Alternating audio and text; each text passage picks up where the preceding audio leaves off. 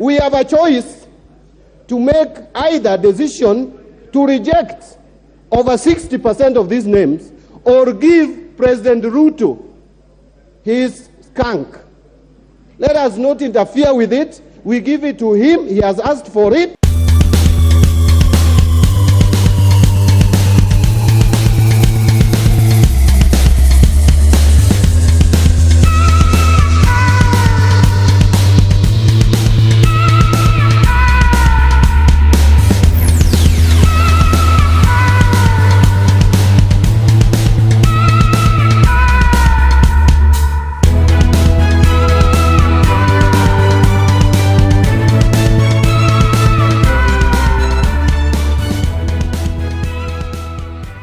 Welcome back to Havana Media. My name is Boniface Owino, and as usual, I'm going to be your host for today.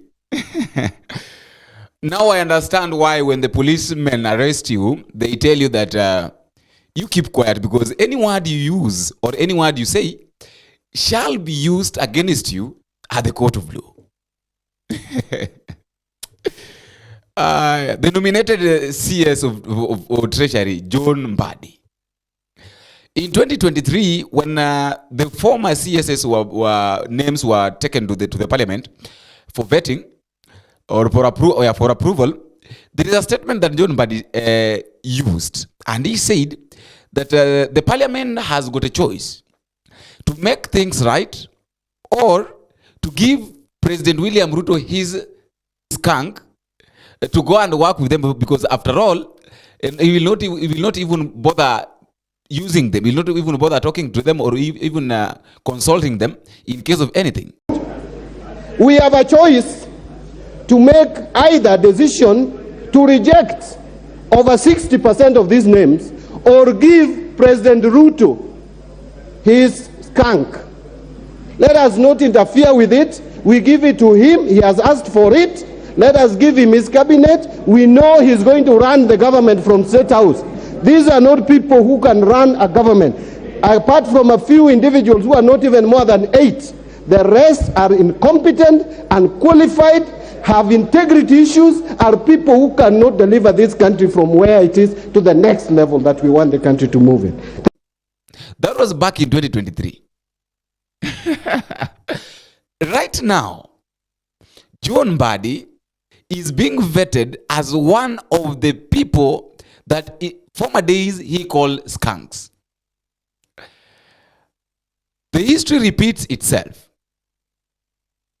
And as they say that karma waits for you at the door. Mburu West Member of Parliament, Sula Lesuda, is asking John Mbadi a very direct question.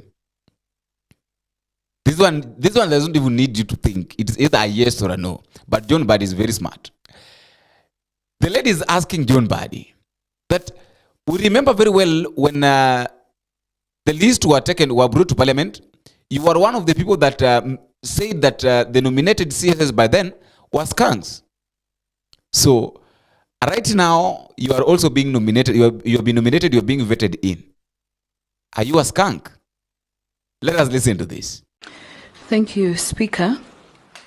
To the nominee, Honorable Mbadi, you are on record in Parliament during debate of the last approval of the cabinet secretaries, and it's gone viral, widely known, that you referred to the cabinet secretaries then as skunks.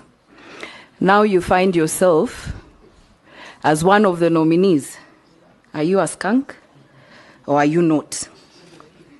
The second question is that we have advisors who, I'm reliably informed, sit at State House, who advise the President on matters economy.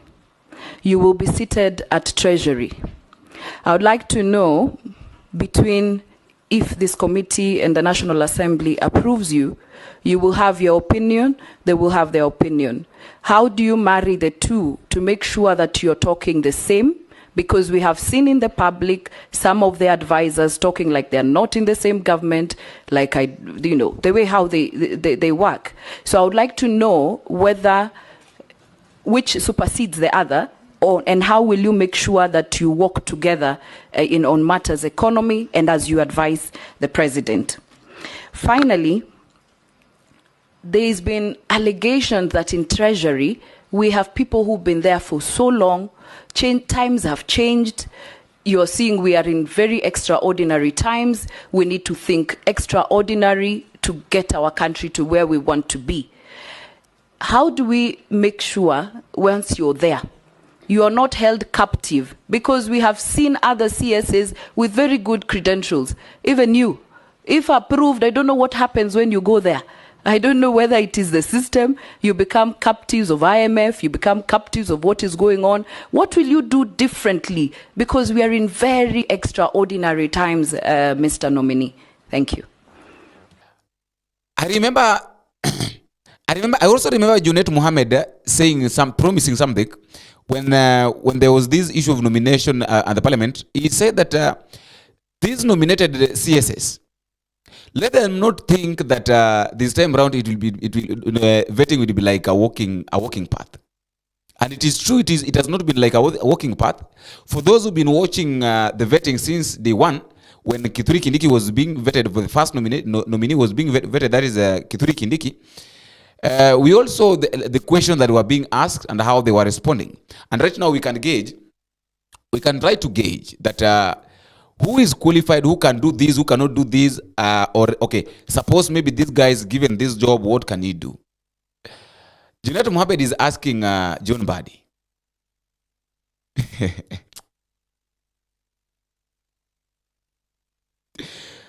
That initially, when he was in ODM, when he was the chairman of ODM party, he was against the UDA's and William Samuel Ruto's issue of bottom up. But right now he's finding himself now in the government of the same bottom up agenda. How is he going to cope? How is he going to cope with this issue of bottom up? Because right now he's in the government and the government now is of bottom up. But initially he was fighting against that bottom up issue. So how is he going to cope, or what is he going to do? Let us listen to the response. Mr. Speaker, I've been asked about bottom up. Bottom up economic transformation agenda. That is how it is called. Let me tell you, through you, Mr. Speaker, tell Honorable Junet this, that bottom up is actually a concept of UDA, read Kenya Kwanza. But I want to tell him that if you look at the philosophy of UDA and ODM, there is no difference. Actually, the two are social democrats. Yes. The two political parties promote social democracy. But let me leave that for that. Look at better. What is it all about? It talks about job creation. It talks about cost of living. It talks about agricultural productivity. It talks about digital economy. What about ODM? What was in our manifesto? We talked about the same. Actually, the better concept is on value addition. Now ODM manifesto, which I participated in drafting, we had manufacturing emphasizing on agriculture as raw material. So it is manufacturing supported by agriculture. Did you read Animal Farm? I read it some time back, Mr. Speaker. Yes. But now better is on value addition. Yes. For agriculture for value addition. ODM, agriculture for manufacturing. Semantics. But again, finally, Mr. Speaker, housing was our concept, both of us. But finally, Mr. Speaker, there is the Constitution and the PFM Act, which will guide my conduct in office, if approved. Thank you. Now, as I finish up, there is something that I want to say about John Mbadi. You know, I've listened to the way he has been responding to every question that is being asked, and I've realized something. It is not that maybe I'm supporting him or no. Okay, you will also bear with me this at the comment section. You can either tell me whether I'm right or wrong, and maybe you can also tell me your thought after telling me whether I'm right or wrong. According to my opinion, I've told you without considering maybe the where he's coming from, how he was being nominated, all that. John Mbadi is qualified. But now the problem is, despite the fact that he's qualified, there is a problem. The problem is that he's qualified to be the Treasury's office at the CS of Treasury, but now he's joining the wrong cabinet. Right? He's joining the wrong cabinet, and at the same is joining that cabinet at the wrong time and in a wrong way. I don't know whether you're getting me. John Mbadi is qualified. All of us can attest to that. If at all you've watched his vetting and the way he has been responding to every question that is being asked without beating around the bush like other nominees that have been vetted. People like Soipan Tuya was saying that she is a fast learner. So I was like, how comes you're talking about being a fast learner yet people expect you to work? You are being nominated, so it means that you're qualified to do this job. We're talking about that you're a fast learner. There are a lot of things that you will also need to learn. Why? So it means that she was not ready. She wasn't ready to be in that position. But now I want us to take a look at somebody like John Mbadi. John Mbadi, the way he's responding to the questions, every question he responds, he tackles it in a way that it's needed. It is not that I'm saying that it's not that I'm supporting John Mbadi, but truth be told, let us just give credit where it is. It deserves. John Mbadi is qualified to be in the Treasury. But now the problem is that he's joining the wrong cabinet. Why? I'm saying that he's joining the wrong cabinet. He's joining the wrong cabinet of William Ruto. Because at the end of the day, we'll come to realize that William Ruto is the one who will be controlling everything. And at the same time, he's joining the wrong cabinet at the wrong time with the wrong people. That is just my take. That is just my thought. I don't know what you think. Let me know your thought in the comment section. And if you're meeting for the first time, please don't forget to click the subscribe button. You can also like and share. And drop me a comment and tell me why you're watching us from and how this video is reaching you. Until we meet again in the next video, if it is possible, I've been your host, Professor Wino. Bye-bye.